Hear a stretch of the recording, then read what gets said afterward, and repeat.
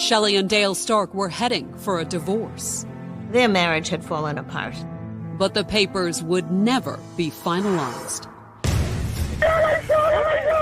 The investigation would send authorities deep into a marriage full of secrets. The facts of this case were almost unbelievable.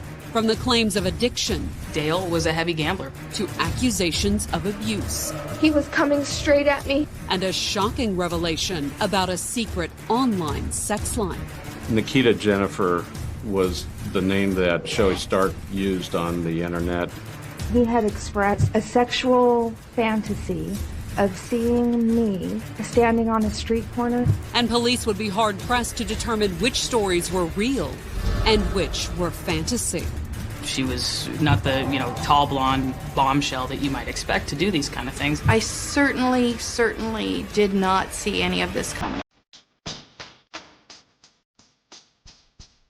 Spokane, Washington, December 9th, 2007. It was around 1 a.m. on a Sunday morning when Spokane County Dispatch received a 911 call from a woman reporting a disturbance in the middle-class suburb of South Hill. 911, what are you reporting? I feel my husband with a restraining order. He violated it and he would not leave the house. But the caller, 45-year-old Shelley Stark, wasn't asking that the police intervene and ask her estranged husband to comply with the order. The confrontation had already escalated. Then, after giving her address to the dispatcher, Shelley's composure began to break down. Is that a house or an apartment? It's a house. Please come, ma'am. Please hurry. It was a very dramatic, very emotional call. She was basically hysterical. With the police and EMTs on their way, the dispatcher transferred Shelley to another dispatcher who tried to determine why she had shot her husband, 48-year-old Dale Stark. What, was he fighting with you or something like that? According to Shelley, she had shot Dale in self-defense. On the scene within minutes of the shooting, the police found Dale sprawled on the kitchen floor in a pool of blood. He had multiple gunshot wounds. Dale wasn't dead, however. He did not appear to be real conscious. His eyes were open, real labored, shallow breathing. He didn't look like he was in very good shape. As the EMTs arrived and went to work, the police secured the scene. Not far from where Dale lay, they found the .357 Magnum Shelley had used to shoot her husband. And more importantly, evidence that appeared to confirm her account of the fight. Laying on the ground appeared to be a protection order of some sort. Was Shelley Stark a battered woman who had shot her husband in self-defense? Or would the investigation into this seemingly normal suburban couple take an unexpected turn into a world of illicit secrets and vices?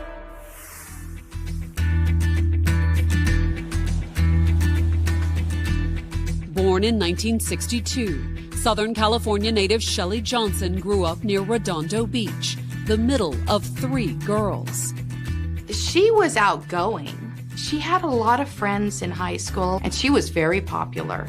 Very popular.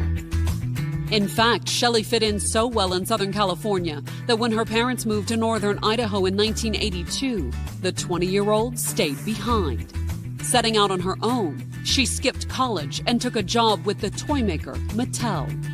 She worked in the office. She did some bookkeeping there. And it was while enjoying her newfound independence that Shelley met Dale Stark. 3 years older than Shelley, Dale was also a Southern California native. And like her, he didn't go to college. He was a Marine. He met Shelley when he was recruiting for the Marine Corps. He had no trouble recruiting Shelley to be his girlfriend, however. He was very charming. He really swept her off her feet. Shelley, at this point, had only had one serious boyfriend previous to meeting Dale. Shelley thought that Dale was the perfect man. The couple dated for 2 years before getting married in 1984. You just look at photos of Shelley and Dale when they first got married. I mean, they had it all. I mean, here was a young, handsome Marine and his pretty wife. Soon after the marriage, the Marine Corps posted Dale to Camp Lejeune, and the couple moved cross-country to North Carolina. He was on the Marine base. She was a housewife for a while. When Dale wasn't on duty, the young couple liked to live it up, hitting the casinos like a couple of high rollers. Dale Stark loved to play poker. Actually, for that matter, Shelley liked to play cards as well. However, in 1990, the birth of their son Christopher brought big changes. Dale left the Marine Corps, and the family relocated to Spokane to be near Shelley's parents, who lived just across the state line in northern Idaho. When she came up to Spokane, it was to create a closer bond with my mom and dad. Christopher was just a young child then, and I know it was very important for Shelley that Chris spend time and get to know his grandparents. In Spokane, Dale and Shelley settled into an area known as South Hill. The South Hill is kind of considered the suburban, quiet neighborhood. The Starks appeared to fit into their new suburban home just fine. Dale had traded his Marine Corps uniform for a sales job. He worked for a company that did advertising for pamphlets that you find in motels. And once their son started elementary school, Shelley went back to class 2. In 2000, the 42-year-old finally earned her college degree. She got a bachelor's degree from Washington State University. She always wanted to be a teacher, and I think when she finally came to Spokane, she saw it as an opportunity to pursue that dream. But landing her dream job proved more difficult than she anticipated. She substituted for, I believe, a year, maybe 2, and then she taught at Gary Middle School. Unable to find a full-time position at an elementary school, Shelley put her teaching career on hold and opened her own business. It was a stationery business, custom stationery for wedding announcements, birth announcements, graduation announcements, for special events. It wasn't quite as fulfilling as teaching, but Shelley enjoyed the work. My sister is a fantastic artist. She can draw just about anything. However, despite Shelley's talent, the shop struggled. It's not successful. She's not able to make the money. And that soon became a problem, considering how much the couple was spending, most of it at the poker table. Having a child and moving to Spokane wasn't the end of the couple's high-rolling days. Not only did they continue to make regular trips to Vegas, they gambled close to home, too. Almost every weekend, Shelley and Dale would send their son to stay with the grandparents and make a quick trip to one of the numerous Native American casinos surrounding Spokane. I mean, it's a great gambling town. If you have a gambling issue, you'd love to live here. And Dale's gambling was becoming an issue. Dale was a heavy gambler. But he wasn't very good at it. And as the couple's debts mounted, their 20-year marriage started to crumble. Well, at this stage in the relationship, Shelley just wanted out. She eventually told Dale Stark that she wanted a divorce. Shelley's family was taken by surprise. As far as relationship problems between her and Dale, she kept that very, very hidden, very, very quiet. But there was definitely something going on inside Shelley and Dale's marriage. In 2006, not long after her stationery shop went out of business, Shelley suddenly left Dale. He was very despondent and upset about that. Even more shocking, Shelley left Spokane and her 16-year-old son. At age 44, Shelley returned to her hometown of Redondo Beach, California. She had gone back to California to try to begin a new life. It seemed Shelley hadn't so much gone back to Redondo Beach as she had fled there. And in her haste to leave Dale, she had even signed an informal separation agreement that essentially gave her estranged husband everything. He kept the house. He kept custody of Christopher. Shelley was able to have him 5 days a month for visitation. Shelley even agreed to pay Dale $1,500 a month in support. She didn't think it was fair, but she was desperate to get a divorce, so she entered into the agreement. But why was Shelley so desperate to get a divorce? And why would she walk away from her only son? Christopher was the world to Shelley. It seemed that gambling debts weren't the only dark secrets in her marriage. Secrets that Shelley would only reveal as she tried to finalize their divorce. It wasn't the best marriage in the world, but I certainly did not see any of this coming. Coming up, Shelley returns with a startling allegation. She went to court. She got an order of protection. Then, her visit home takes a deadly turn. But was it self-defense? If a woman is truly in fear of her life, she doesn't grab a plane ticket. And police uncover the former schoolteacher's scandalous secret. You would never have figured that this is what was really going on.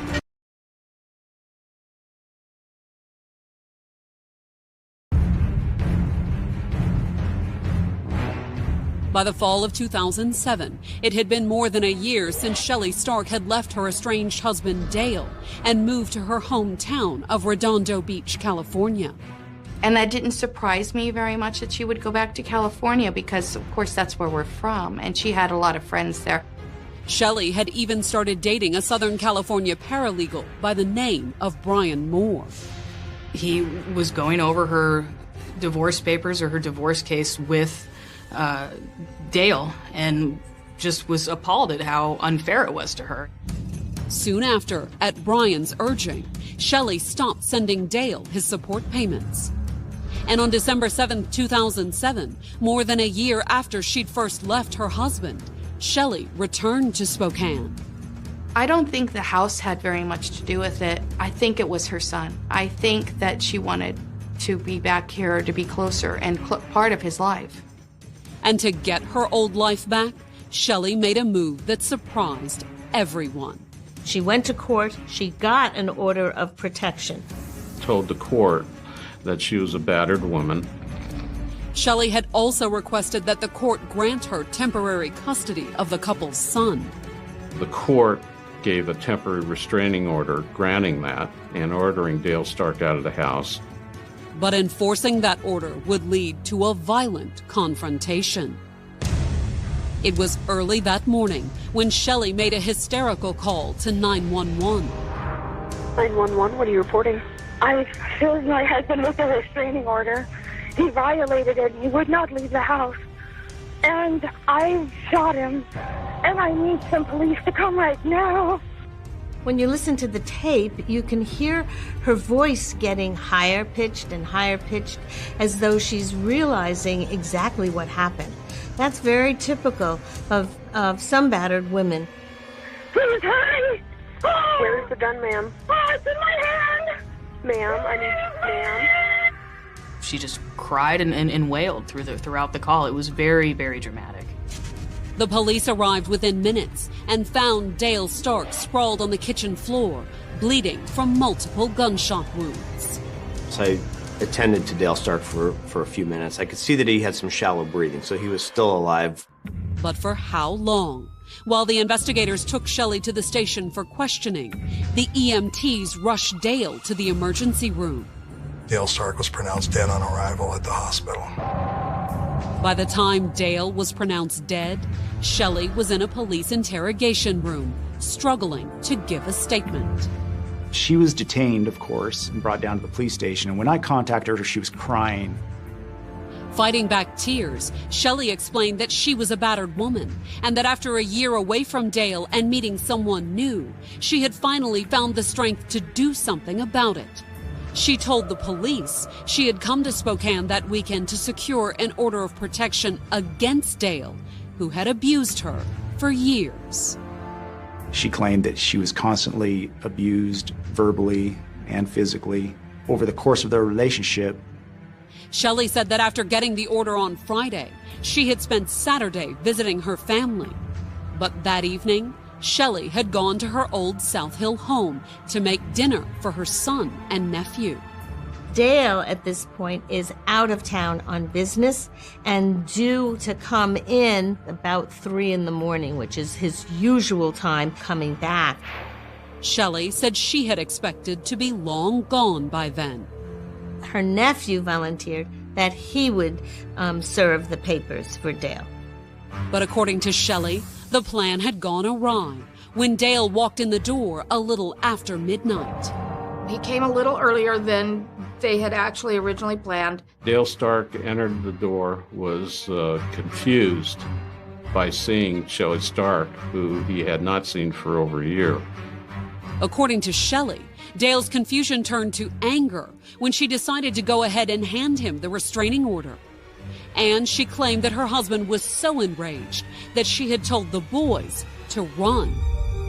She told the boys to leave because she was afraid he would hurt the boys.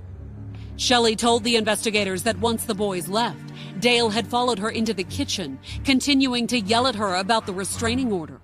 And it wasn't long after that Shelley noticed something that had her fearing for her safety. There was a knife on the counter. A large kitchen knife left out from when Shelley made dinner for the boys. Shelley said Dale had noticed too. She stated that he had this angry look in his eye and that he looked at the knife. And for a battered woman, that look may have been all it took.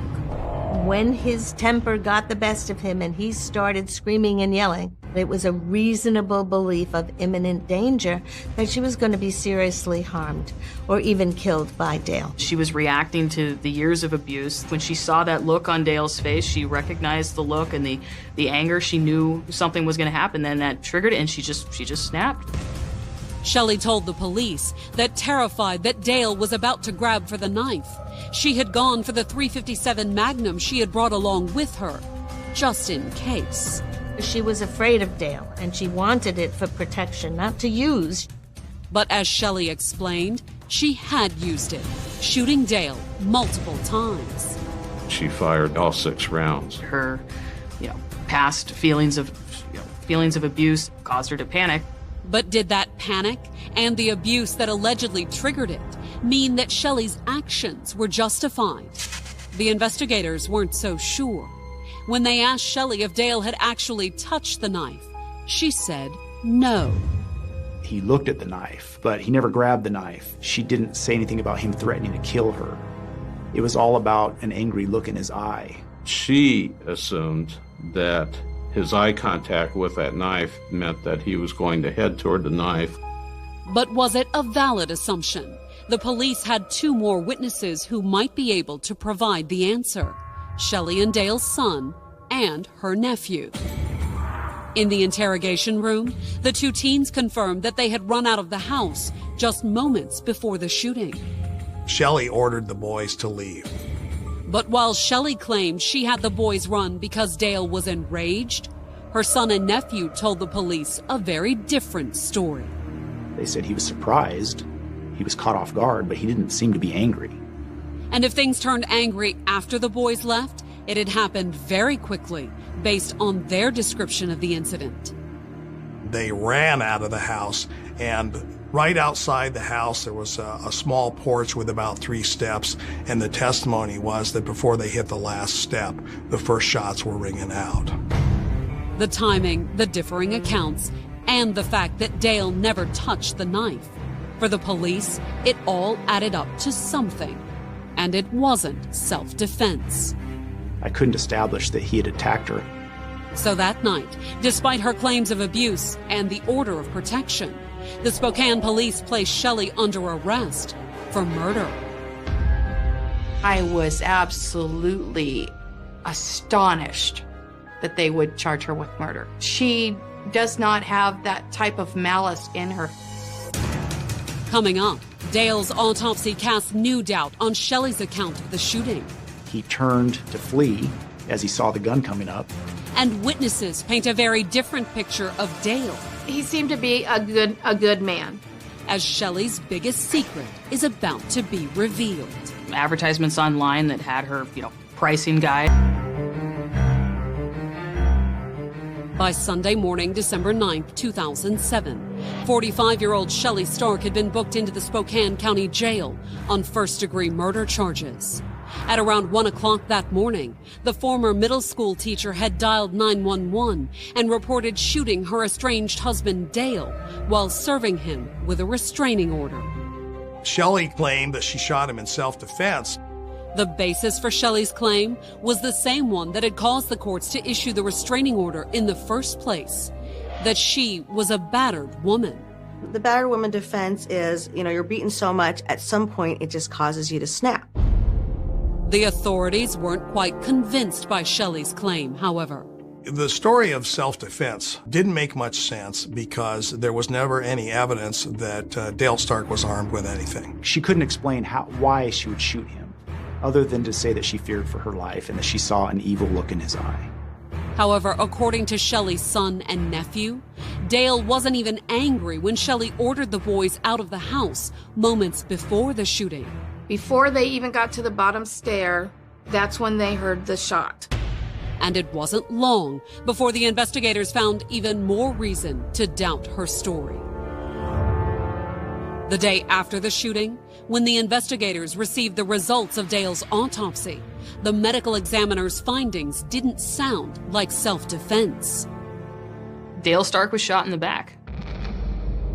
In fact, the pattern of the injuries suggested that seconds after Shelley had surprised her husband with a restraining order, she'd surprised him again by pulling a gun. He turned to flee as he saw the gun coming up, and we believe the first round caught him in the back of the arm, and it went into his chest as he was turning to run. The next 4 shots hit him in the back. And the final shot, based on a bullet hole in the kitchen floor exactly where his body had been found, had apparently been fired after Dale had fallen to the floor. She walked up and she shot him one more time.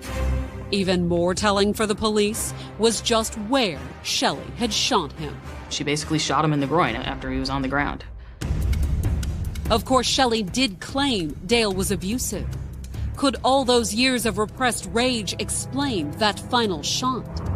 Searching their records did find a single domestic disturbance report from 12 years earlier in 1995. Dale had gotten angry and had thrown something. She did call the police. But even though Shelley had called the police, she let the charges drop. Shelley Stark told the officers and the prosecutor that he had just lost his temper and nothing like this had ever happened before, that they had no domestic issues. Had Shelley simply been too terrified of Dale to admit he was abusive? Hoping for answers, the investigators canvassed the couple's friends and neighbors, who told the police they had never seen any indications that Dale was abusive. Everything that I had heard about Dale Stark, he was a Marine, he was a father, and he seemed to be a good man. Dale was actually not a bad guy. I mean, he's the one that wanted to maintain the family. In fact, quite a few of Shelley and Dale's friends told the police that their relationship dynamic was exactly the opposite of what Shelley had described. We had several witnesses to certain events that took place over the course of their relationship where Shelley Stark was the aggressor. Most of the incidents, according to their friends, centered around the couple's horrendous gambling losses. Whenever he would go to the casinos to gamble, she would come in and confront him about money and scream and yell at him. And the police believe that money may have been a factor in the shooting, too. Based on what they learned about the couple's life insurance, Shelley stood to collect a hefty sum upon Dale's death. She did remain the main beneficiary of Dale's $400,000 life insurance policy. Was the fact that Shelley stood to collect almost $500,000 and the family home upon Dale's death a motive for murder? That's what the police were beginning to believe. It was definitely financial gain. Although if the investigators were correct, Shelley would still need a way to disguise the murder. And that, according to the investigators' theory, may have explained why Shelley had taken out a restraining order barely 24 hours before shooting Dale. I believe Shelley did the restraining order specifically to anger Dale so that she could claim self-defense. But had she come up with the idea on her own? After New Year's, the investigation found a new focus: Shelley's boyfriend, Brian Moore. Brian Moore helped her prepare an affidavit for the order of protection. Not only had Brian helped Shelley get the order of protection, when the investigators started looking into his background, they discovered that Brian had a history of helping women who were going through messy divorces. In that process, he would begin relationships with these women, and I would describe him as a predator, in which he would focus on women that had low self-esteem or were emotional from their breakups or their marriages, and he would begin his own relationships with these women, and then he would go after the financial assets. And the police believed that was what had happened in Shelley's case. After all, it was only after she met Brian that Shelley had begun to challenge Dale about their separation agreement. He began looking at the marriage dissolution and realized she wasn't getting anything, so he talked her into going after his assets. But did Brian's involvement go past court filings and legal advice? What we didn't know at the time was how involved Brian Moore was. Brian denied any involvement in Dale's death, but that didn't mean the investigators were about to take his word for it. We did serve search warrants and obtained their cell phone records, and we seized, I believe, 9 computers over the course of the investigation. Unfortunately, Shelley and Brian's emails and phone records failed to produce the evidence the investigators had hoped for. We weren't able to establish a communication pattern that would show any kind of conspiracy. But they did find evidence of something else, something Shelley had kept so well hidden that it caught everyone by surprise. The former teacher and stationery shop owner had a scandalous secret. She had been working for years in the sex industry. Shelley was an online prostitute. It was a stunning revelation. She was not the tall blonde bombshell that you might expect to do these kind of things. You would never have figured that this is what was really going on. But at least a few people were in on the secret. In fact, a handful of Shelley and Dale's casino acquaintances did know about Shelley's moonlighting. What's more, they claimed that Dale knew too. According to those friends, the fact that Shelley was turning tricks was the real reason the marriage fell apart, not Dale's alleged abuse. Dale Stark didn't appreciate that, or from what I understood, didn't like it happening. Once Shelley started the prostitution thing, there began to be some tensions. However, the couple needed money to cover their gambling debts, and soon Shelley had discovered a way to make even more as an online escort under the name Nikita Jennifer. Nikita Jennifer was the name that Shelley Stark used on the internet. She had an advertisements online that had her, height and weight and pricing guide. It was upwards to, hundreds of dollars an hour to do these things. But we're talking, 200, 300 at least. They were prices people were willing to pay, and not just in Spokane. Nikita Jennifer specialized in outcall services all across the country. Detroit, Chicago, Los Angeles. She apparently had a unique style or something unique to offer, and so she had clients that looked for that. Within Shelley's prostitution world, she was a star. She was considered a prominent person in the online prostitution community. She was high priced, she was established, she had clientele, and she had a reputation. And at one point, her portfolio of regular clients included the man who would become her boyfriend, Brian Moore. First he was a customer, and then I think they became more friendly. And she ended up leaving Dale Stark, leaving the marriage and Christopher Stark for Brian Moore. And the police were convinced that it wasn't long before Shelley began plotting to murder her husband. It was a strong case. We were able to develop motive. She loved Brian Moore and financial gain, the $400,000 life insurance policy. But while the prosecutors were confident, there was still one wild card in play. Her defense was the challenge. Her defense that she was a battered woman. And as the trial date approached, everything hinged on whether or not Shelley could convince 12 jurors that it was the truth. Coming up, with his mother on trial for murder, Shelley's son makes a surprising reversal. Chris was kind of in a tough position. And the teacher turned escort makes a stunning revelation about her time as a call girl. He had expressed a sexual fantasy of seeing me standing on a street corner. When Shelley Stark's trial began at the Spokane County Courthouse on March 4, 2009, it had been more than a year since she had dialed 911 and reported shooting her 48-year-old husband, Dale Stark. And it was tough to say what the courtroom was buzzing about more: the fact that the former teacher was on trial for murder, or the fact that she had once been a highly paid call girl known as Nikita Jennifer. A big attraction was the fact that she was an online prostitute, and there was so much sex involved in it. Was Shelley Stark a call girl and a cold-blooded murderer? When the 47-year-old sat down at the defense table, both accusations appeared far-fetched. Shelley looked a lot different in court than she did from her Nikita Jennifer photos online. She looked really like a stodgy schoolteacher.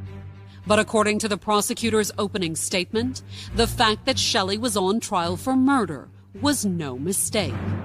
She killed him with premeditation in a pre-planned, prearranged scheme to ambush him and execute him in his own home. And it was a scheme that could lead to a considerable payoff, according to the prosecutors. She was intending to collect on a $400,000 life insurance policy. And Shelley's claim of self-defense? It simply didn't fit the facts as far as the prosecutors were concerned. If a woman is truly in fear of her life and she's in California and the person she's fearful from is in Washington State, she doesn't grab a plane ticket. She came to Spokane.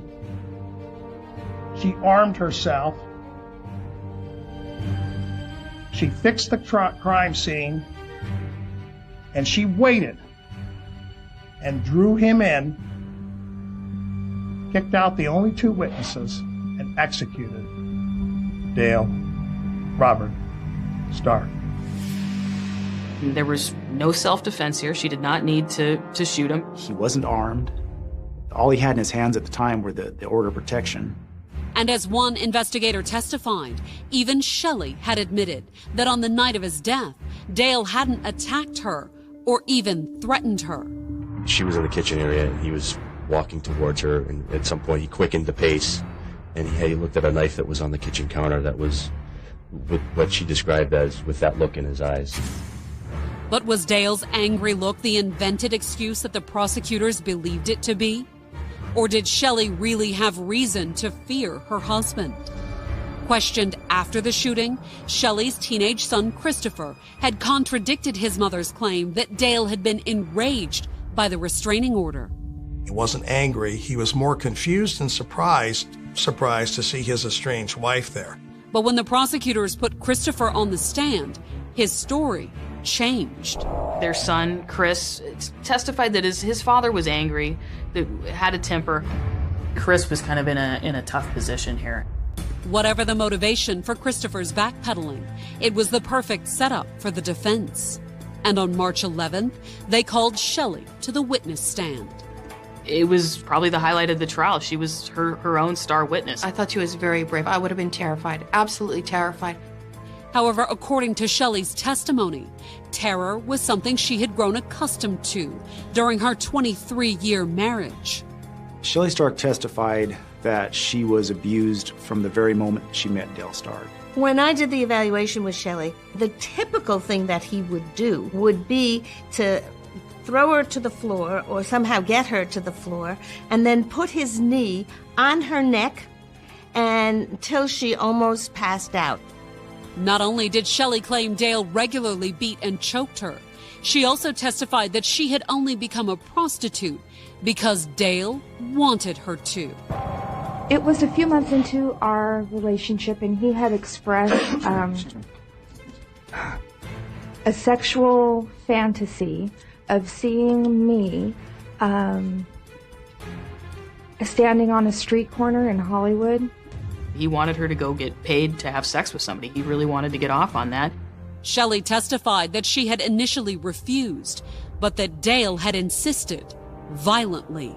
She claimed that Dale then choked her until she passed out. And she said when she woke up, he drove her to a massage parlor and forced her to work there. And once the couple moved to Spokane, Shelley said that Dale had discovered online prostitution and forced her into that as well. She claimed that she was essentially forced to have sex with other men so that he could have money to gamble. Shelley testified that she was powerless to say no.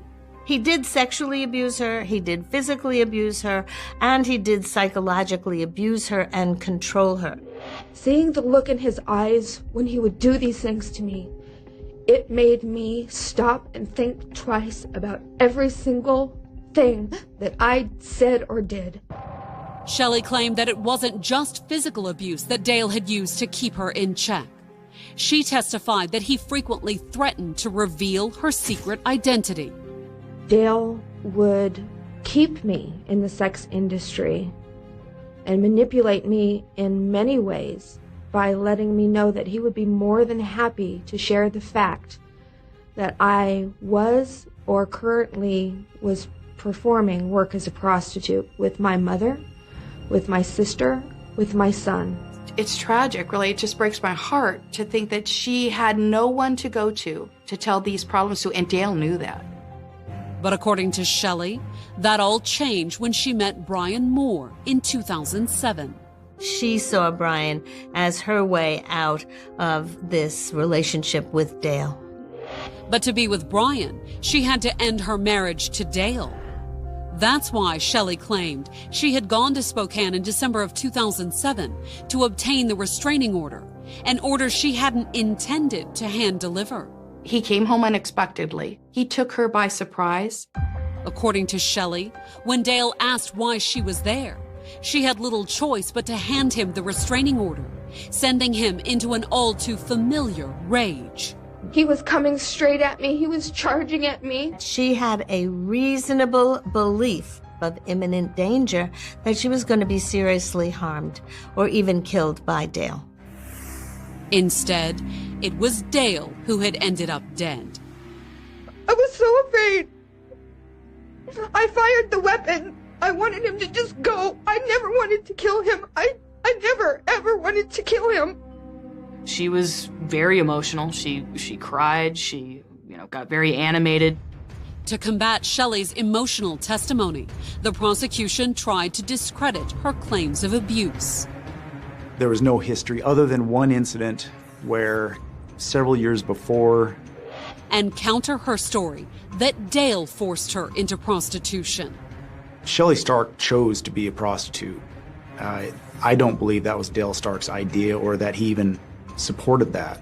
The evidence was not supportive of that. In particular, they zeroed in on what they believed was the most damning piece of physical evidence. The fact that Dale's injuries didn't quite square with Shelley's description of her husband as the aggressor that night. He was shot in the back. How do you claim self-defense?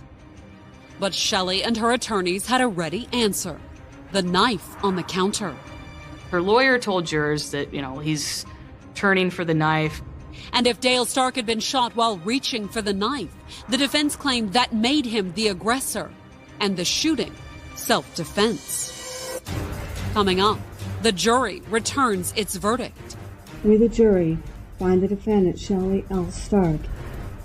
As Shelley makes one last emotional plea. If you are a battered woman yourself, there's help.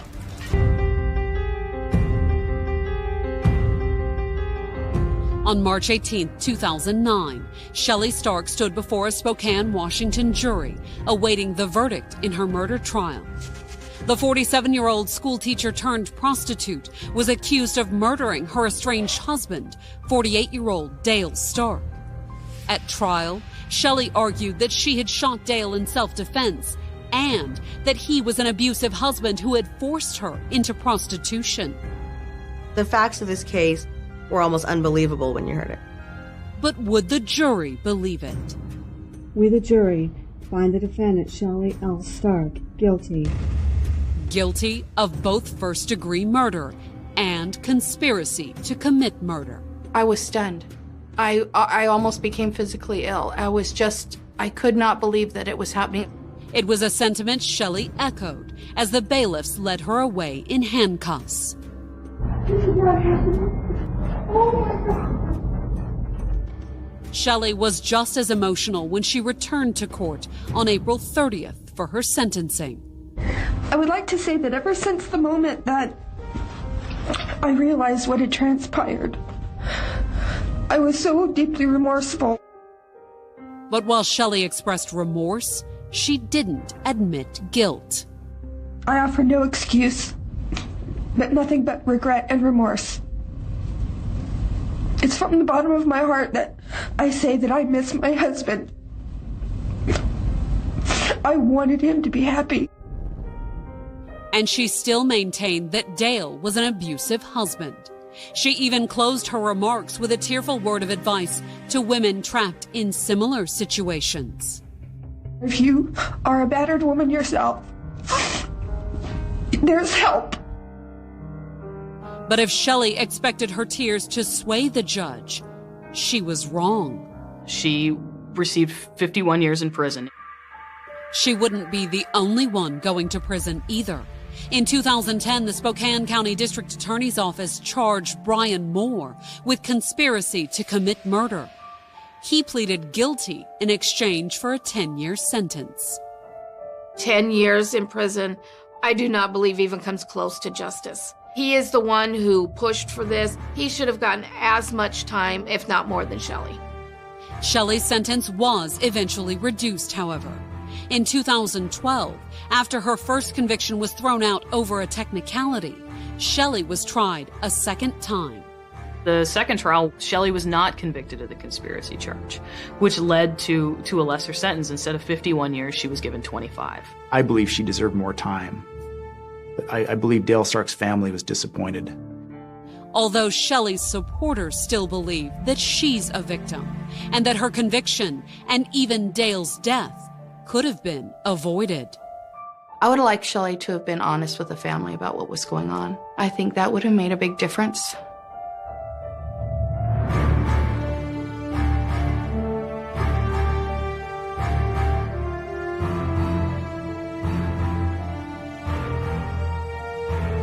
Swindon, England, March 19th, 2011. Just before 3 in the morning, the streets had begun to empty. The clubs were closing. Music that had echoed through crowded rooms only minutes earlier now faded behind locked doors and darkened windows. Groups of young people drifted toward taxi stands and late-night food shops, laughing loudly in the cold air before disappearing one by one into cars, side streets, and apartment buildings. It was the kind of night that thousands of people experience every weekend without consequence.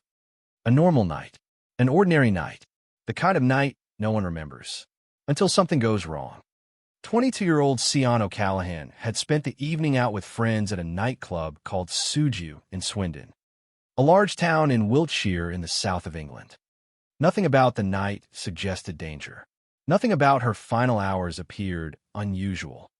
She was young, social, and making her way home after a night out, something she had done before without incident. But sometime after leaving the nightclub and beginning to walk home alone, Sian vanished. CCTV cameras captured fragments of her final known movements. A woman walking through quiet streets beneath streetlights. One more person heading home before dawn. Then nothing. No calls. No confirmed sightings. No explanation. By morning, concern had already begun to harden into fear. Her boyfriend realized she had never returned home. Messages went unanswered. Friends could not explain where she had gone. And somewhere in Swindon, hidden among the stillness of early morning roads and sleeping neighborhoods, was a man who already knew exactly what had happened to her. His name was Christopher Hallowell. At the time, he appeared to be an ordinary middle-aged taxi driver. He had a family. He worked regular hours. He moved through the streets of Swindon almost invisibly, blending into the routines of everyday life. To customers climbing into the back seat of his taxi, he was simply another driver working the late-night shift. Dependable, familiar, unremarkable. But investigators would later come to believe that beneath that ordinary exterior was something profoundly dangerous. Not a man driven by sudden rage or impulse alone, but someone who hunted, someone who watched, someone who understood how vulnerable people become in the lonely hours after midnight. And as police searched desperately for Sion O'Callaghan, another truth remained buried beneath the English countryside. Because this was not only the story of one missing woman, it was also the story of another young woman named Becky Godden-Edwards, who had disappeared years earlier after last being seen entering a taxi. For years, Becky's disappearance remained unresolved, suspended in uncertainty and grief. No one yet understood that the answers to both cases were connected by the same man, or that one of the most controversial police decisions in modern British criminal history would eventually expose that connection. In the days that followed Sion's disappearance, detectives launched a massive search effort. CCTV footage from across Swindon was gathered and reviewed frame by frame. Officers retraced her route through the town center, searching for any clue that could explain where she had gone. Family members pleaded publicly for information, clinging to hope that she might still be alive somewhere. Missing person investigations often begin in uncertainty. Adults disappear for many reasons. Some return home within hours. Others intentionally cut contact. But investigators quickly realized this case felt different. There were signs that something had interrupted Sion's journey home. Something deliberate. As police studied hours of surveillance footage, one detail began to emerge repeatedly. A taxi moving through the area around the same time Sion disappeared. A blue taxi. The vehicle appeared more than once, circling the streets near the nightclub district during the early morning hours. At first glance, it might not have seemed suspicious. Taxis were everywhere on weekend nights. But detectives noticed a pattern. The vehicle appeared to move slowly through the area repeatedly, almost as if searching for something or someone. Eventually, investigators identified the driver, Christopher Hallowell. What police would later uncover painted a chilling picture of calculated predatory behavior. According to prosecutors, Hallowell had deliberately switched off the tracking system in his taxi before the attack. He had driven repeatedly around the nightlife district in the early hours of the morning, and he appeared to be targeting women walking alone. The image that emerged was deeply unsettling precisely because it was so controlled. There was no chaotic struggle in public view. No witnesses rushing forward after hearing screams. Just a quiet town settling into silence while a predator moved through it almost unnoticed. Cases like this often leave communities haunted for years because they destroy assumptions people depend on to feel safe. The streets Sion walked that night were not isolated country roads. They were familiar streets in a populated town. The taxi that approached her was not an obviously threatening vehicle. It was part of the normal fabric of urban life. And perhaps that is what makes stories like this so deeply disturbing. Evil rarely announces itself clearly. More often, it hides behind routine, behind ordinary jobs and familiar faces, behind the illusion that danger is something easy to recognize. In the years after Hallowell's arrest, investigators would uncover evidence suggesting his crimes may not have ended with the two murders he was eventually convicted of. Police found women's clothing and personal items believed to be connected to potential victims. Detectives began reviewing other disappearances across England. Some investigators openly stated they believed Hallowell could have been responsible for additional murders that remain unsolved to this day. Yet even now, the full truth may never be known. But before any of that came to light, before the court cases, before the media attention, before the public arguments about police conduct and justice, there was a desperate search for a missing woman whose family still believed she might be brought home alive. And at the center of that search was Detective Superintendent Steve Fulcher, the senior investigating officer leading the case. Fulcher would eventually make a decision that changed everything. A decision that solved the mystery, uncovered another hidden victim, and simultaneously triggered a legal controversy so serious that it would later destroy his career. The choice he made continues to divide legal experts, police officers, and the British public even now. Because when detectives finally arrested Christopher Hallowell several days after Sion disappeared, Fulcher became convinced that time was running out. If Sion was still alive somewhere, every passing minute mattered. Standard police procedure required cautioning the suspect properly and allowing access to legal representation before questioning. Those rules existed for a reason: to protect the integrity of investigations and prevent coerced or unlawful confessions. But Fulcher feared that following procedure exactly could cost a woman her life. So instead of waiting, he pushed forward. And somewhere during that extraordinary encounter between detective and suspect, Christopher Hallowell suddenly spoke words that would alter the course of the entire case. "I'll show you where she is." Those words led police to a remote burial site. They also led investigators to the remains of another woman who had vanished years earlier. But they created a devastating legal problem as well. Because the way the confession had been obtained violated official procedure. The evidence was real. The bodies were real. The murders were real. Yet one question now threatened to overshadow everything else. If police break the rules to uncover the truth, what happens to justice afterward? This case would become more than a murder investigation. It would become a national argument about policing, ethics, desperation, and the fragile line separating lawful investigation from dangerous overreach. Some people would later describe Steve Fulcher as the detective who sacrificed his career to find victims and give families answers. Others would argue that no officer, regardless of intention, has the right to ignore legal safeguards designed to protect the justice system itself. But long before those debates reached newspapers and courtrooms, before Christopher Hallowell's name became associated with one of Britain's most controversial murder investigations, there were only unanswered questions in the darkness of a March morning. A young woman walking home, a taxi moving slowly through near-empty streets, and a predator waiting patiently for the moment when no one else was watching. Before Christopher Hallowell became known across Britain as a convicted murderer, before investigators began examining the possibility that he may have claimed more victims than anyone initially realized, he was simply another familiar face moving through the streets of Swindon. He worked long hours as a taxi driver, navigating roads he knew intimately, transporting strangers through the quiet geography of late-night England. To most people who encountered him, there was nothing especially memorable about him. He was not famous. He did not stand out. He did not resemble the image many people imagine when they think of violent predators.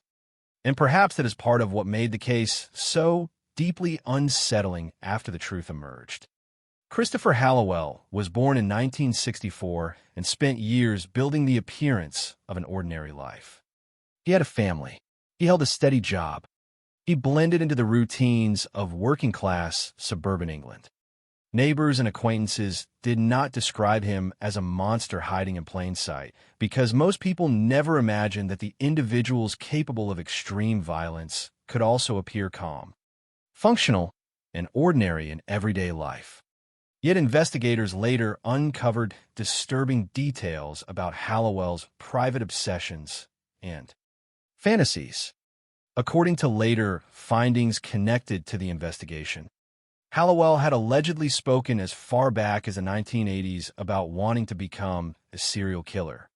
That revelation cast a long shadow backward across the case.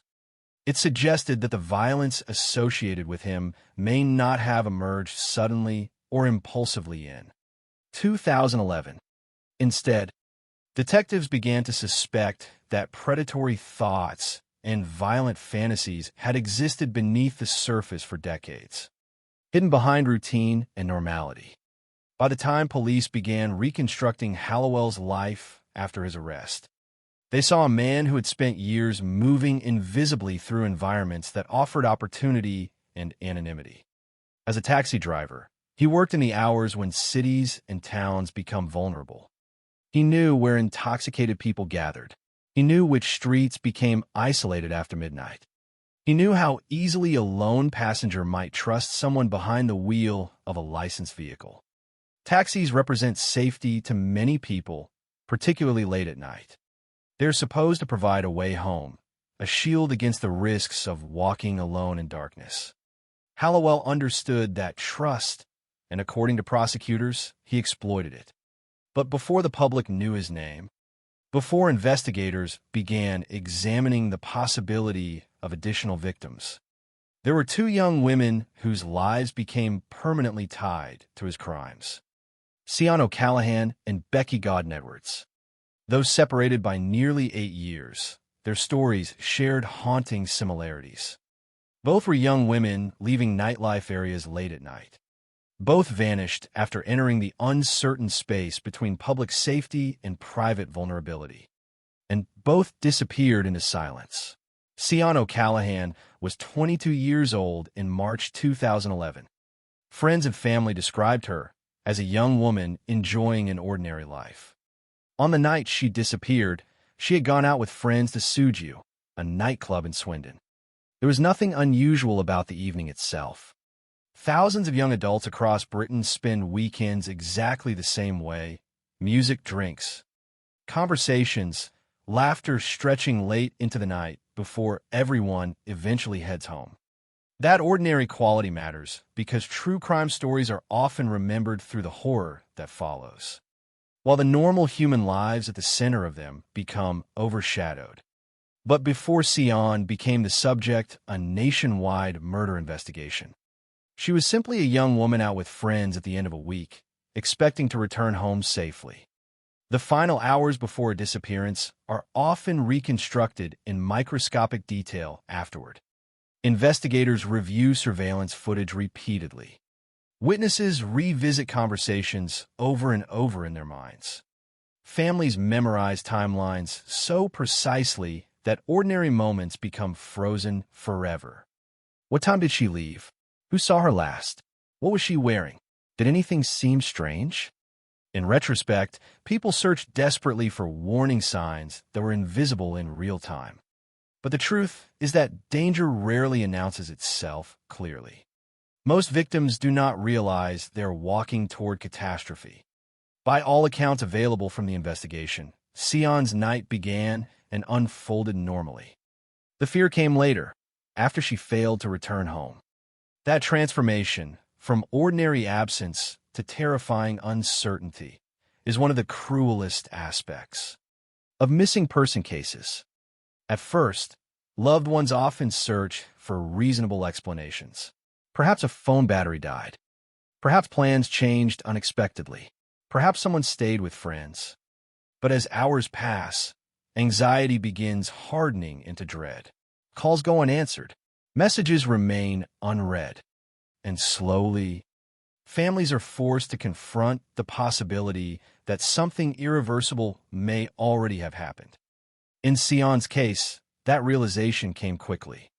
Her disappearance alarmed those close to her almost immediately because it did not fit her normal behavior.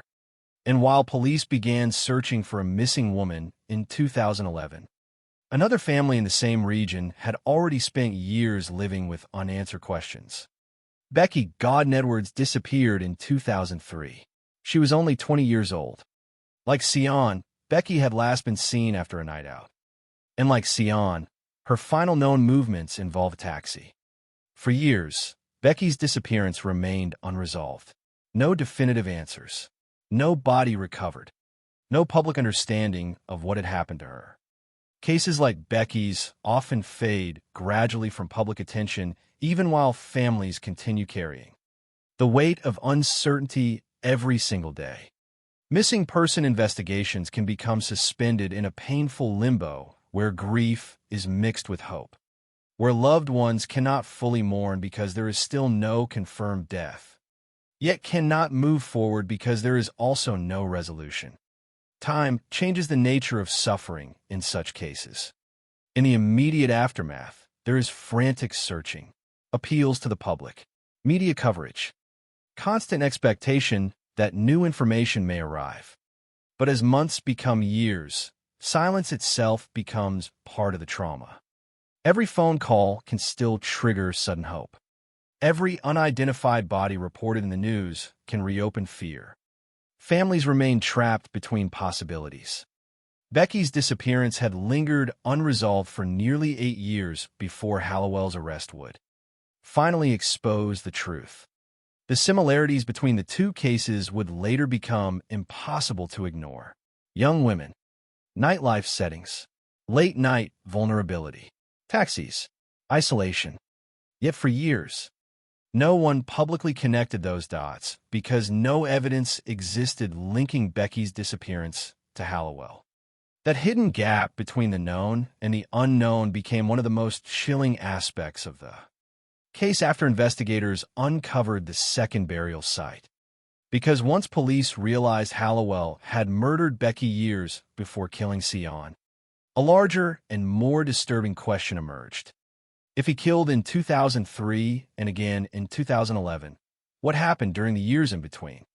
Investigators would later describe that time gap as deeply concerning. Predatory offenders who commit sexually motivated murders do not always stop permanently. Some pause, some evolve, some commit crimes that remain undiscovered. Detectives eventually began reviewing unsolved disappearances and suspicious cases that shared similarities with Hallowell's methods.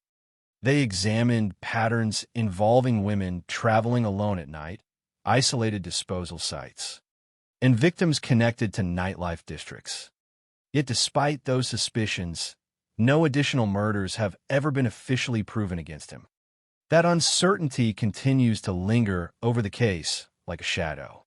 After Hallowell's arrest, investigators reportedly found women's clothing and personal items believed to be potential trophies.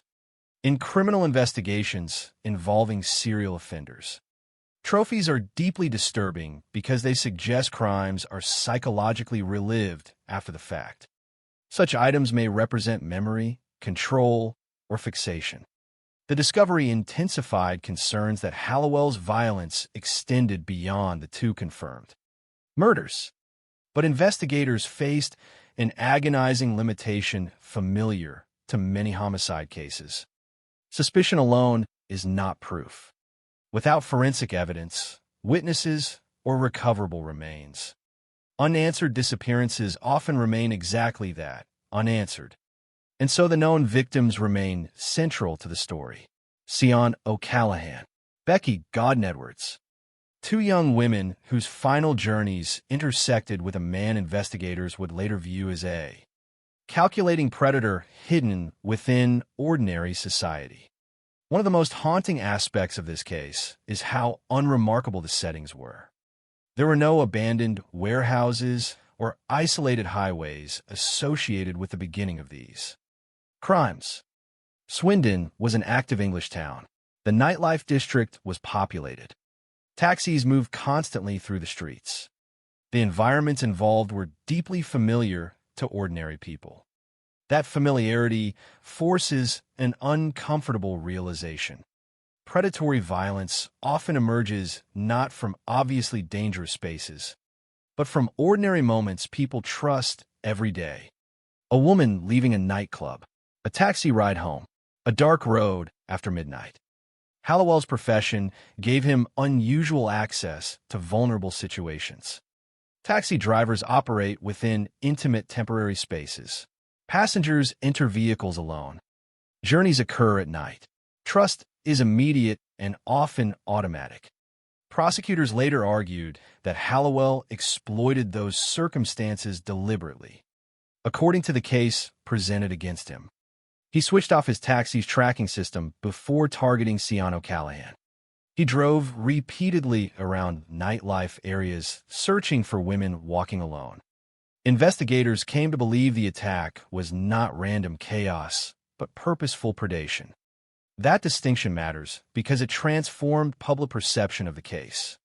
This was not portrayed as spontaneous violence erupting during an argument or confrontation. Instead, authorities described behavior that appeared methodical, patient, hunting-like. The image of a taxi slowly circling late-night streets became one of the defining and most chilling elements of the investigation. Yet despite the darkness surrounding Hallowell, the emotional center of the story remains the victims and the people who love them. Too often in cases involving serial predators, public fascination gravitates toward the offender while the lives destroyed by violence become secondary. But the reality of these crimes lives most painfully in the families left behind. Parents waiting for daughters who never return. Partners calling phones that never answer. Years of unanswered questions. The emotional devastation surrounding both Sion and Becky extended far beyond the moment of their deaths. Their disappearances fractured lives permanently. And as investigators closed in on Christopher Hallowell during March 2011, none of those involved yet understood how far the case would eventually reach. They did not yet know the investigation would uncover a second hidden victim. They did not yet know the inquiry would trigger national controversy over police conduct. And they did not yet realize that the man at the center of it all might represent something even more frightening than a double murderer. A predator whose full history may never be completely uncovered. The final hours before a violent crime often appear painfully ordinary in hindsight. That is part of what makes them so haunting. There is rarely dramatic music announcing danger. No visible signal separating an ordinary night from the beginning of catastrophe. Instead, there are simple human routines unfolding exactly as they always have before. Friends saying goodbye outside clubs. Taxi engines idling beneath streetlights. People checking phones while walking home through quiet streets. Life continuing normally right up until the moment it doesn't. On the night of March 18th, moving into the early morning of March 19th, 2011, Swindon's nightlife district was alive with the usual energy of a weekend crowd. Music spilled from bars and clubs. Groups of young adults filled pavements and taxi ranks. Conversations blurred into laughter as people moved between venues or prepared to head home before dawn. Among them was 22-year-old Sion O'Callahan, enjoying a night out with friends at Suju nightclub. Nothing in the publicly known details of that evening suggested anything unusual. No arguments. No signs of fear. No indication that the night would end in violence. Like countless others around her, Sion eventually prepared to go home as the nightclub emptied into the cold, early morning streets. CCTV cameras later captured fragments of those final moments. The footage showed her walking alone through Swindon shortly before 3 a.m. It would become the last confirmed sighting of her alive. There is something uniquely unsettling about surveillance footage connected to disappearances. The images are often grainy, distant, almost mundane. Yet viewers know they are witnessing the final visible moments of someone's life before everything changes. Every small movement suddenly feels significant. Every passing vehicle becomes suspicious. Every shadow seems important. In Sion's case, investigators would later study those recordings repeatedly, trying to reconstruct not only her route home, but also the movements of the man believed to be hunting her. According to prosecutors, Christopher Hallowell had already begun preparing before Sion ever entered his taxi. Investigators later alleged that he switched off the tracking device in his cab, effectively removing an important layer of accountability and surveillance. That detail would become one of the strongest indicators that the attack was premeditated rather than spontaneous. Taxi tracking systems exist precisely because vehicles operate across wide areas at vulnerable hours. Disabling that system suggested intention. It implied preparation. It meant Hallowell understood the importance of disappearing from the digital map before committing violence. Prosecutors also argued that Hallowell spent time driving repeatedly through the area around the nightclub district in the early morning hours, searching for vulnerable women walking alone. The image that emerged from the investigation was not of a chaotic offender acting impulsively in sudden anger, but of someone moving methodically through familiar territory, using patience and routine to identify an opportunity. That detail profoundly shaped how the public later understood the crime, because the streets themselves were not remote or obviously dangerous. They were ordinary urban roads. The threat came not from the environment, but from the individual moving invisibly within it. At some point after leaving Suju nightclub, Sion entered Hallowell's taxi. The exact conversation between them is unknown publicly. What matters is the trust implicit in that moment. Taxis represent safety and convenience, particularly late at night. A licensed driver is generally perceived as someone offering protection from the dangers of walking alone after dark. Prosecutors later argued that Hallowell exploited that trust deliberately. Once Sion entered the vehicle, the geography of the case changed rapidly. Instead of driving toward the populated streets of Swindon, Hallowell took her away from town towards Savernake Forest, an isolated wooded area in Wiltshire. Rural landscapes often carry a deceptive stillness at night. Roads become emptier. Artificial light disappears. Distances between homes stretch wider and wider until the world feels silent except for the sound of the vehicle moving through darkness. Investigators later concluded that Hallowell chose an isolated location intentionally, somewhere removed from witnesses and hidden from immediate discovery. What happened in Savernake Forest was described during court proceedings in stark and devastating terms. Prosecutors stated that Hallowell attacked Sion, stabbing her multiple times around the head and neck before strangling her. The violence itself was horrifying, but equally disturbing was what followed. Rather than abandoning the body in panic or fleeing the scene chaotically, Hallowell buried Sion in a shallow grave in rural Oxfordshire. That detail suggested not only violence, but concealment, a deliberate attempt to erase evidence and delay discovery. The burial site would later become central to one of the most controversial moments in British criminal investigation history. But on that night itself, Sion simply disappeared into silence. Back in Swindon, the world continued moving forward unaware of what had already occurred. Morning arrived. Streets filled again. Businesses opened. But for the people closest to Sion, something was already wrong. She had not returned home. Calls and messages went unanswered. Concern escalated quickly into alarm because her disappearance did not fit normal behavior. Missing person investigations often begin with uncertainty because adults can disappear voluntarily, for many reasons. Yet there are cases where instinct tells loved ones immediately that something is deeply wrong. Sion's disappearance became one of those cases. While family and friends searched desperately for answers, Hallowell outwardly returned to ordinary life. That contrast between the horror of the crime and the appearance of routine afterward is one of the most psychologically disturbing elements of predatory homicide cases. The offender often attempts to step back into normality while others begin descending into fear and confusion. Investigators later argued that Hallowell's behavior during this period reflected familiarity with concealment and control. He did not immediately flee the country. He did not collapse publicly under suspicion. Instead, police would later track his movements through careful investigative work involving CCTV footage, vehicle analysis, and surveillance. Yet at the center of the story during those first days remained a simple and agonizing question.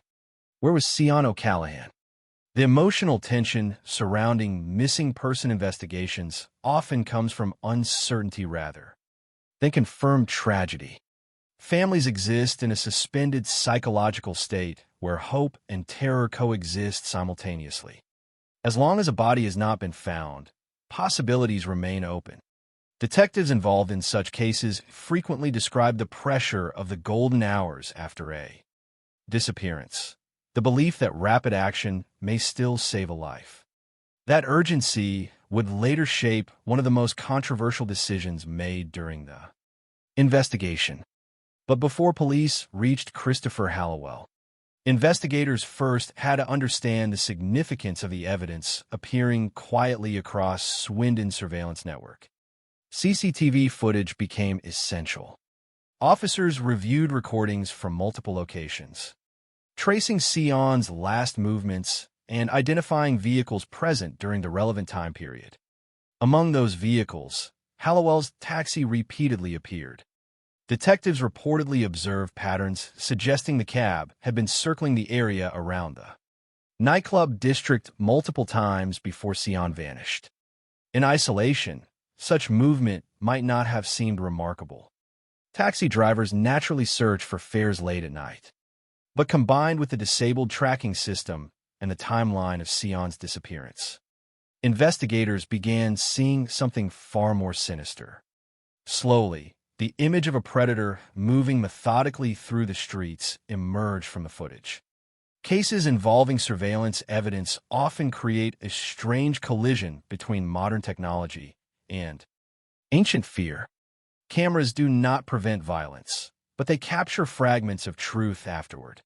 They preserve movements, timelines, glimpses of ordinary moments that later become evidence in homicide investigations.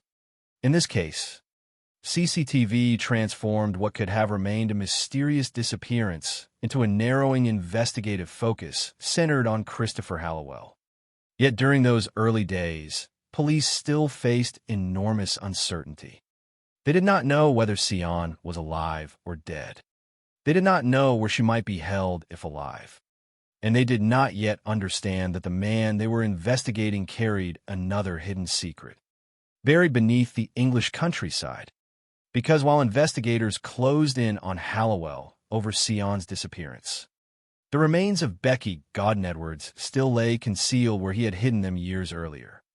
Becky had disappeared in 2003 after last being seen entering a taxi following a night out in Swindon. For nearly 8 years, her family had lived without answers. No public evidence connected her disappearance to Hallowell at the time. Yet the similarities between the two cases would later become impossible to ignore. Both young women vanished after nightlife evenings. Both were vulnerable during late-night journeys home. Both encountered a taxi driver who investigators would later describe as a calculated predator. The discovery of Becky's remains would fundamentally alter the scale and meaning of the investigation. What initially appeared to be a single murder case would transform into the exposure of a far darker pattern. But during the immediate aftermath of Sion's disappearance, detectives were still racing against time, focused on one overriding possibility that somewhere, somehow, she might still be alive. That hope, fragile and increasingly desperate, would eventually drive Detective Superintendent Steve Fulcher toward a decision that changed everything.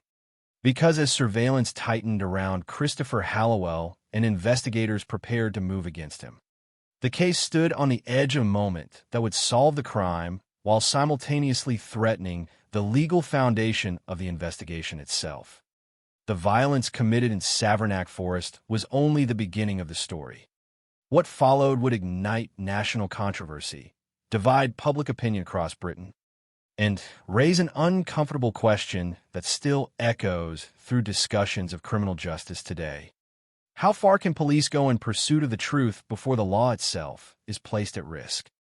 By the morning of March 19, 2011, the disappearance of Sion O'Callaghan had already begun evolving from a missing person case into something far more alarming.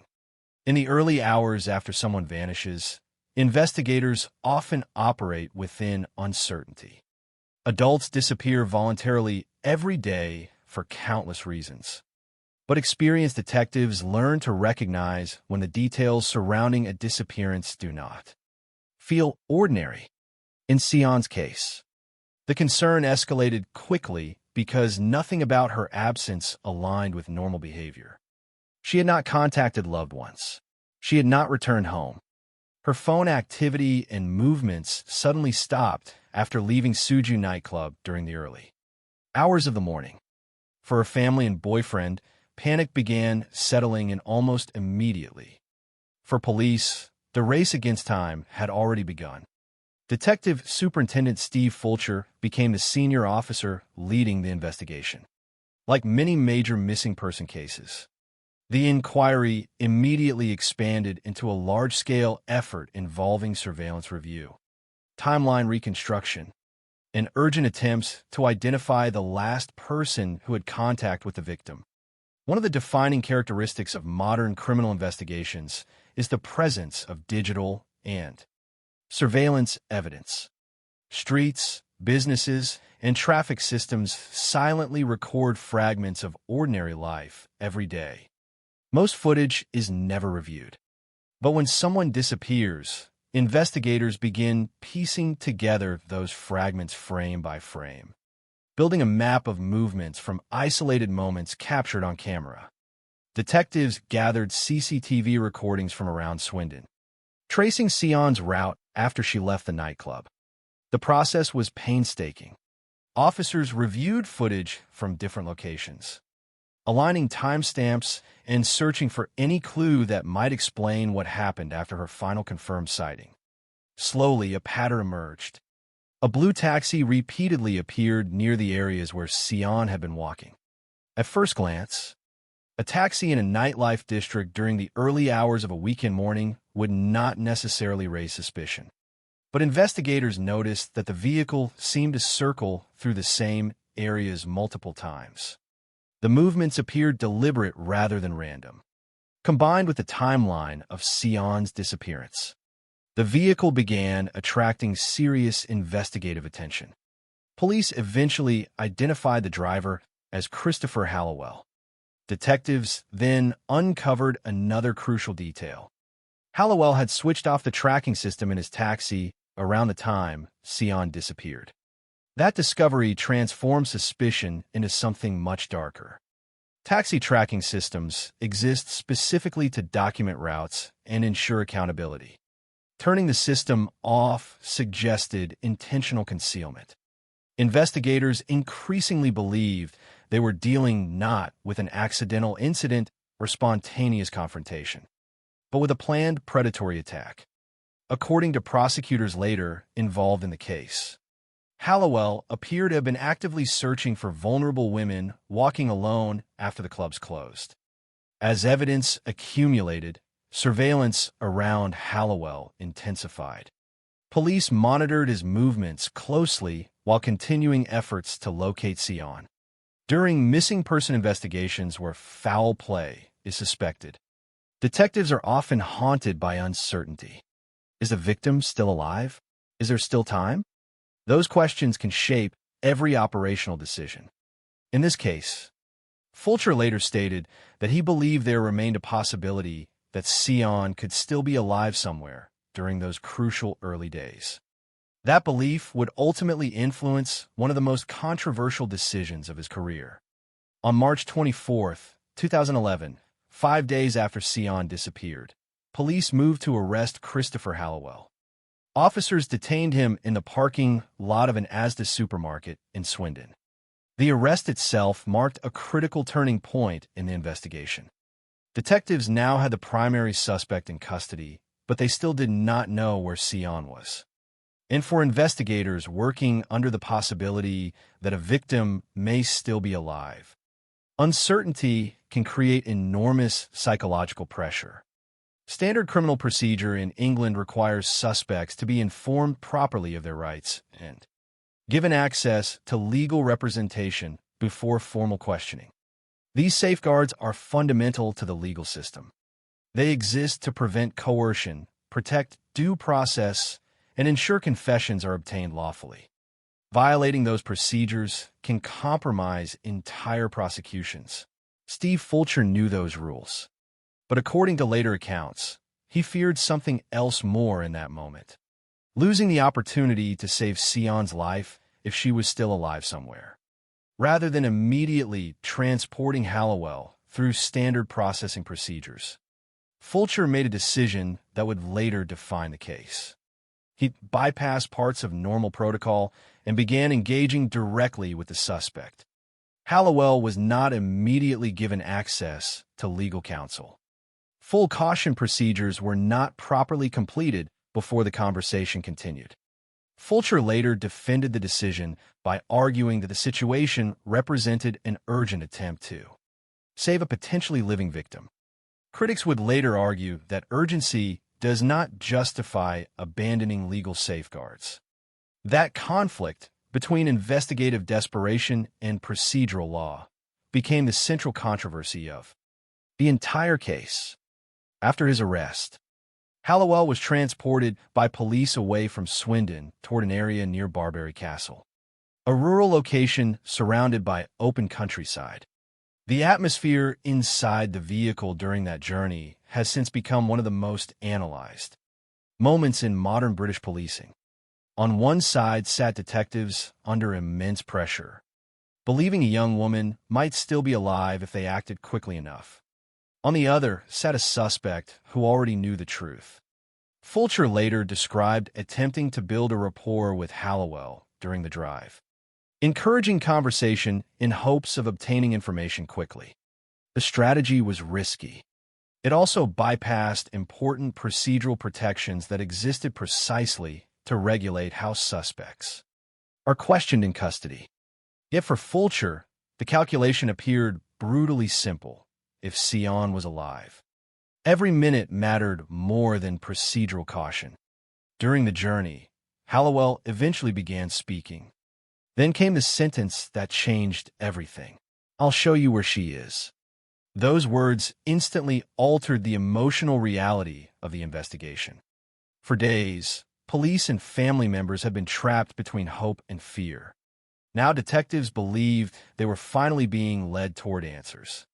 But they still did not know whether those answers would come too late. Hallowell directed officers toward a remote location where Sion O'Callaghan had been buried. The discovery of the grave ended the uncertainty surrounding her disappearance in the most devastating way possible. Sion was dead. The hope that had driven the investigation collapsed into confirmation of murder. Detectives who work missing person cases often describe the moment a victim's body is recovered as emotionally complicated. On one hand, families finally receive certainty after agonizing uncertainty. On the other hand, that certainty confirms irreversible loss.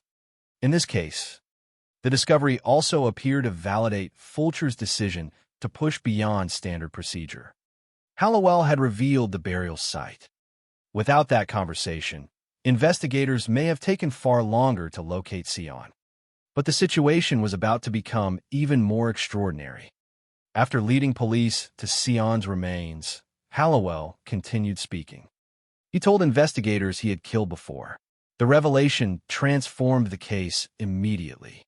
What officers initially believed was a single homicide investigation suddenly opened into the possibility of serial murder. Hallowell then directed police to another rural location near Eastleach. There, investigators uncovered the remains of Becky Godden-Edwards, the young woman who had disappeared back in 2003 after last being seen entering a taxi following a night out in Swindon. The emotional impact of that discovery was immense. Becky's family had spent nearly 8 years living without answers. Now the investigation into Sion's murder had unexpectedly solved another disappearance long feared to be fatal. Yet the revelation also deepened the horror surrounding Hallowell himself. Investigators now faced the reality that the man in custody had not simply committed one isolated murder. He had allegedly killed years earlier and successfully concealed the crime for nearly a decade, according to Hallowell's own admissions described later in the case. He had picked Becky up in his taxi after a night out. He stated that they had sex before he strangled her and dismembered the body prior to burial. The details horrified investigators and the public alike. More importantly, the discovery forced police to confront another terrifying possibility. If Hallowell killed Becky in 2003 and Sion in 2011, could there have been additional victims in the years between? As the investigation expanded, officers reportedly found women's clothing and female personal items among Hallowell's possessions. Some investigators believe these items may have represented trophies, objects offenders sometimes keep connected to crimes. The discovery intensified fears that Hallowell's violence extended beyond the two confirmed murders. Detectives began reviewing unsolved disappearances involving women who vanished after nights out or encounters with taxis. The pattern emerging around Hallowell was deeply disturbing. Young women, nightlife districts, late-night isolation, rural disposal sites.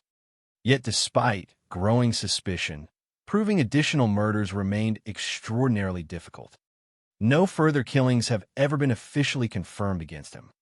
While investigators grappled with those larger implications, another crisis was beginning quietly within the case itself.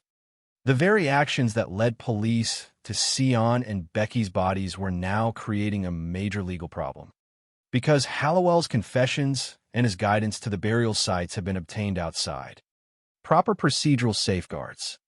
British law places enormous importance on how evidence and confessions are gathered. Courts are wary of any situation where police bypass legal protections because such actions can undermine the fairness and integrity of the justice system itself. Fulcher believed he had acted to save a life. Critics argued he had endangered the prosecution by ignoring established rules. As the investigation moved forward, that debate grew increasingly intense.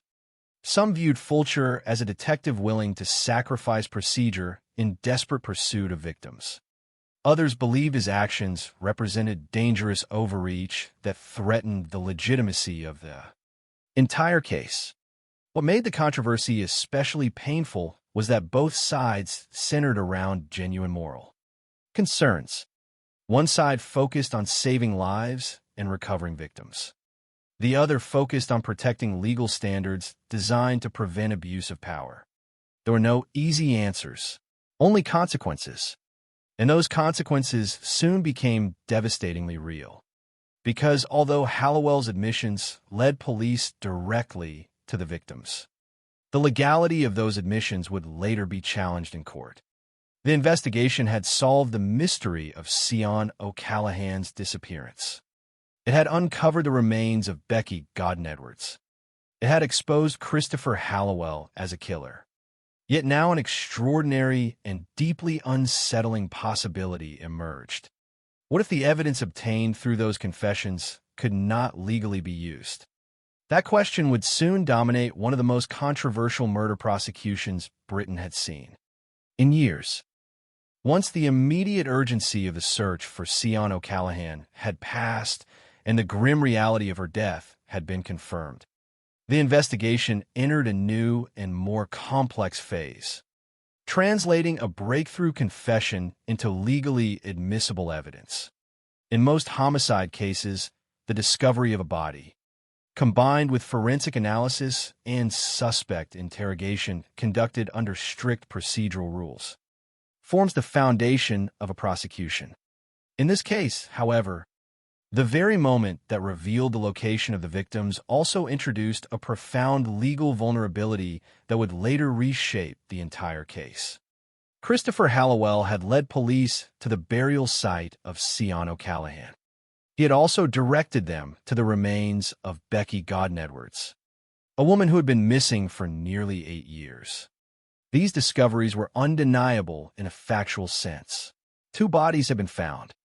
2 families had received confirmation of death. 2 murder investigations had been materially advanced by the suspect's own actions. Yet the legal system does not operate solely on outcomes. It operates on procedure. And procedure, in this case, had been compromised.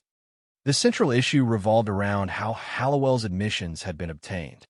During his detention following arrest, Detective Superintendent Steve Fulcher chose not to follow the standard cautioning procedure in full, nor did he immediately provide Hallowell with access to legal counsel before engaging in direct questioning. Instead, driven by the belief that Sion might still be alive, Fulcher prioritized urgency over procedural compliance and continued the interrogation in a manner later judged to fall outside established legal safeguards. Under English criminal law, the right to legal representation and the requirement for proper caution are not optional formalities. They are fundamental protections designed to ensure that any confession is given freely and without coercion, and that the suspect fully understands their rights before making any statements. These rules exist to preserve the integrity of evidence and to prevent miscarriages of justice, even in the most emotionally charged cases. When Hallowell stated, "I'll show you where she is," and subsequently led police to Sion's burial site, that moment became both the breakthrough of the investigation and the origin of its legal crisis. The same applied to his subsequent admission regarding Becky Godden-Edwards. From an investigative standpoint, the outcome was extraordinary. Without Hallowell's cooperation, locating Sion's body in such a remote rural area could have taken significantly longer, if it was possible at all. Similarly, Becky's remains, hidden since 2003, might have remained undiscovered indefinitely. The families of both women received answers they had been denied for years. However, once the immediate crisis had passed, legal scrutiny intensified. Defense arguments centered on the admissibility of the confession. If the suspect had not been properly cautioned and had been denied immediate access to legal advice, then any statements made during that period could be deemed unreliable in court. More significantly, any evidence derived directly from those statements, including the discovery of Becky's body, could be ruled inadmissible as fruit of the poisonous tree, a legal principle that excludes evidence obtained through unlawful or improper means. The implications of this were severe. It meant that although police now physically possessed critical evidence of murder, the prosecution of Hallowell for Becky Godden-Edwards' death could collapse if the court determined that the investigative process had violated procedural safeguards. In 2012, when the case first reached court proceedings, Christopher Hallowell pleaded guilty to the murder of Sion O'Callahan. That conviction resulted in a minimum life sentence of 25 years. However, the prosecution relating to Becky Godden-Edwards faced immediate legal challenges. The court ultimately ruled that key elements of the evidence against Hallowell in relation to Becky could not be used because they were directly derived from an inadmissible confession. As a result, the charge relating to Becky's murder was initially dropped, not because doubt existed regarding her death or Hallowell's involvement, but because the legal foundation for prosecution had been compromised. This outcome caused widespread public controversy in the United Kingdom. To many observers, the situation appeared deeply contradictory. A man had confessed to multiple murders. He had led police to hidden remains. The physical evidence confirmed that 2 young women had been killed by the same individual. Yet procedural violations had created a legal barrier preventing full accountability for all known crimes. Public reaction was sharply divided. Some members of the public and parts of the media focused on the human cost of strict procedural adherence. From that perspective, Detective Fulcher's decision was viewed as an act of moral urgency. He had believed a woman might still be alive. He had acted to find her. In that view, the discovery of Sion's body and the recovery of Becky's remains represented success, even if achieved through unconventional means. Others, however, emphasized a different principle. The integrity of the criminal justice system depends on consistent application of legal safeguards. If those safeguards are bypassed, even with good intentions, the reliability of evidence can be compromised. From this perspective, the rules exist precisely for cases like this, where emotional pressure and urgency might otherwise override due process. The case, therefore, became more than a murder investigation. It became a national debate about the boundaries of lawful policing. Was it acceptable for an officer to deviate from procedure if doing so might save a life or recover a victim? Or did such deviations risk undermining the very system designed to ensure fairness and justice for all cases, regardless of emotional context? Within the police service itself, the case prompted reflection and concern. Operational urgency is a reality in missing person investigations where there is a possibility of life-threatening circumstances.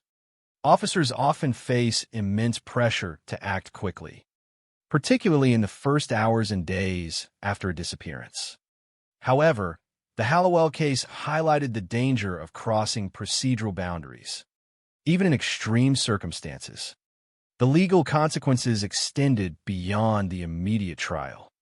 Detective Superintendent Steve Fulcher himself became subject to disciplinary proceedings. Investigators reviewed his conduct during the interrogation and concluded that he had committed serious breaches of procedure.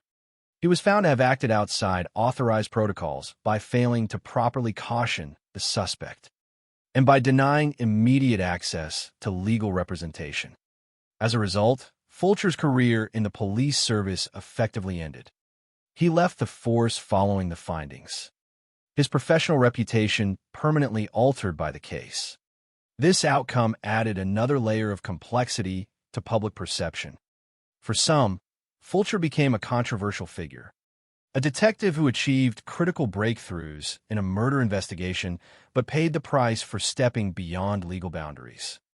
For others, he became a cautionary example of why procedural safeguards must never be abandoned, even in moments of extreme urgency. Meanwhile, attention returned to Christopher Hallowell himself. In court, he had already pleaded guilty to the murder of Sian O'Callahan. That conviction ensured he would serve a life sentence with a minimum term of 25 years. But the unresolved legal status of Becky Godin-Edwards' case remained deeply unsatisfying for investigators and the public. Although her remains had been recovered and her death confirmed, the initial collapse of charges created a sense of incomplete justice. It would take several years before the legal system revisited the case with new evidence that was independent of the tainted confession. In 2016, advances in forensic review and re-examination of evidence allowed prosecutors to build a case against Hallowell for the murder of Becky Godin-Edwards that did not rely on the inadmissible statements obtained during the 2011 interrogation. This renewed prosecution succeeded. Hallowell was found guilty of Becky's murder and received a whole life order, meaning he would never be eligible for release. That final judgment closed the legal gap that had persisted since the original trial. However, even with both convictions secured, the case continued to resonate far beyond the courtroom. The Hallowell investigation became a reference point in discussions about policing ethics, interrogation law, and the balance between urgency and due process. It illustrated the tension between two competing imperatives: the desire to act decisively in life-or-death situations, and the necessity of maintaining strict legal standards to ensure justice is reliable and defensible. In the end, the trial phase of the case did not simply determine guilt. It exposed the fragility of criminal prosecutions when procedural boundaries are crossed, even with the intention of achieving a greater good. It also left behind a lingering question that continues to be debated in legal and policing circles: whether the truth, once discovered through improper means, can ever fully satisfy the demands of justice. In the years following the convictions of Christopher Hallowell, the legal case itself began to settle into its formal conclusion, but the wider impact of what had happened continued to expand. For the families of Sian O'Callahan and Becky Godin-Edwards, The courtroom outcomes represented both resolution and limitation. There was finally legal confirmation of responsibility. There was no longer uncertainty about whether the women had been murdered. There was no ambiguity about the identity of the offender in custody. Yet even with those convictions secured, the story did not close neatly. Because the investigation had revealed as much about unanswered questions as it had about established facts. Hallowell was already serving a life sentence for the murder of Sion O'Callaghan, a conviction that ensured a minimum of 25 years in prison. That sentence reflected the seriousness of the crime and the strength of the evidence once properly admitted in court. Later, after the legal system reopened the case regarding Becky Godden-Edwards with independent evidence not dependent on the disputed confession, he was also convicted of her murder and received a whole life order, meaning he would never be released. On paper, this represented the strongest possible outcome under English law: permanent removal from society for both murders. But the legal finality of sentencing did not resolve the broader investigative uncertainty surrounding Hallowell's actions before and between the known crimes. One of the most persistent concerns among investigators was the unusual temporal gap between the two confirmed murders. Becky Godden-Edwards disappeared in 2003. Sion O'Callaghan was murdered in 2011. That 8-year interval became a focal point of speculation within law enforcement circles. In cases involving sexually motivated or predatory offenders, patterns often emerge across shorter intervals. While behavior can vary, long periods between known offenses can sometimes suggest either undetected activity or periods of behavioral suppression that are not fully understood. As a result, investigators revisited multiple unsolved cases from across the region and beyond. They examined missing person reports involving women who disappeared after nights out, particularly those last seen in nightlife districts or near transportation hubs, such as taxi ranks. The goal was to identify any patterns that might align with Hallowell's known behavior, targeting vulnerable individuals in transitional spaces, using transportation access, and selecting isolated locations for concealment. Despite this extensive review, no additional murders were conclusively linked to him through evidence that met the legal threshold required for prosecution. Nevertheless, suspicion did not entirely disappear. During the search of Hallowell's possessions and investigative materials, police reportedly found items belonging to women, including clothing and personal effects. In criminal psychology, such items are sometimes interpreted as trophies, objects retained by offenders for psychological reinforcement of memory or control. However, while such findings can raise investigative concern, they do not in themselves establish additional criminal acts without corroborating evidence. As a result, Hallowell remained legally responsible only for the 2 confirmed murders, even though some investigators continued to believe the true extent of his offending might be greater. This gap between legal certainty and investigative suspicion is not unusual in complex homicide cases, but in this instance it carried particular weight because of the circumstances surrounding his arrest and interrogation. The Hallowell case had already become widely discussed in policing and legal circles, not only because of the crimes themselves, but because of the procedural controversy that followed. Detective Superintendent Steve Fulcher's decision to deviate from standard custody procedures had produced a rare and troubling dual outcome. On one hand, it led directly to the discovery of Sion O'Callaghan's body and the recovery of Becky Godden-Edwards' remains. On the other hand, it resulted in serious legal consequences for the admissibility of evidence and ultimately ended Fulcher's career in the police service. In the aftermath, Fulcher faced disciplinary proceedings that concluded he had committed serious breaches of police procedure. The findings centered on his failure to properly caution the suspect and his decision to continue questioning without ensuring immediate access to legal representation. These actions were judged to have undermined established safeguards designed to protect suspects' rights during detention.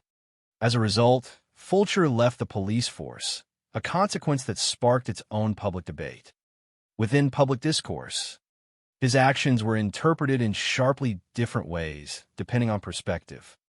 Some viewed him as a detective who made an extraordinary moral calculation under extreme pressure, prioritizing the possibility of saving a life over strict procedural adherence. From this viewpoint, his decision, although technically unlawful, was driven by urgency and resulted in the recovery of two victims who might otherwise have remained undiscovered for longer periods, or potentially forever. Others saw the matter differently. From a legal and institutional perspective, the strength of a justice system lies in its consistency. Procedures governing arrest, interrogation, and evidence collection exist precisely to prevent emotional decision-making from compromising fairness. If those procedures are ignored, even with good intentions, the integrity of the entire system can be placed at risk. This tension between outcome and process became one of the most widely discussed aspects of the Hallowell case in legal commentary and policing studies. It is frequently cited as an example of the difficult decisions officers may face in time-critical investigations, particularly when there is uncertainty about whether a victim may still be alive.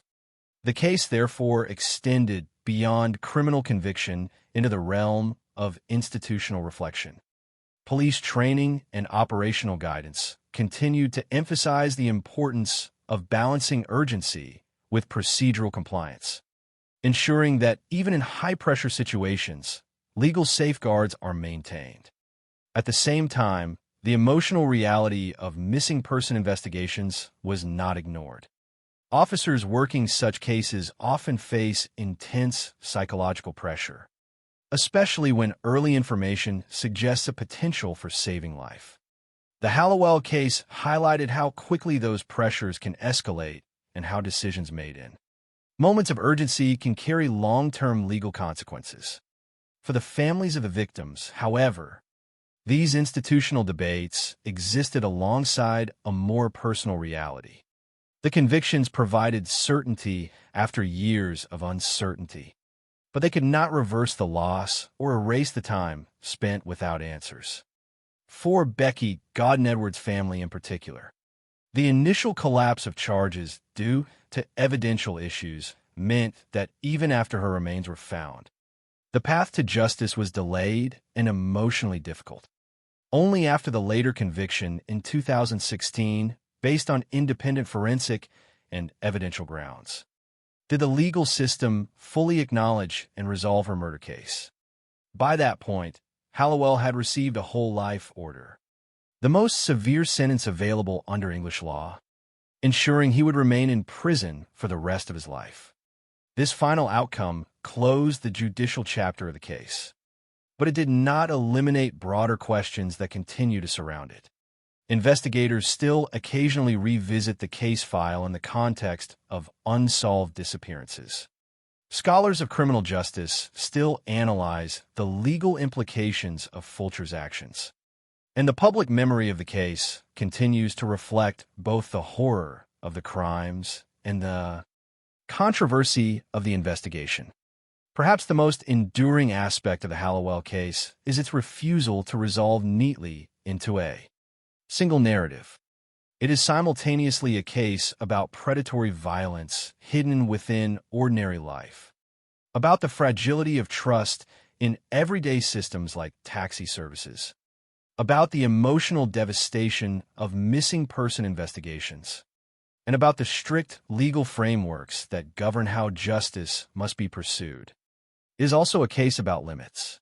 The limits of what can be known about a suspect's full history, the limits of what evidence can legally prove, and the limits placed on investigators who must operate within rules even when those rules conflict with urgent human instincts.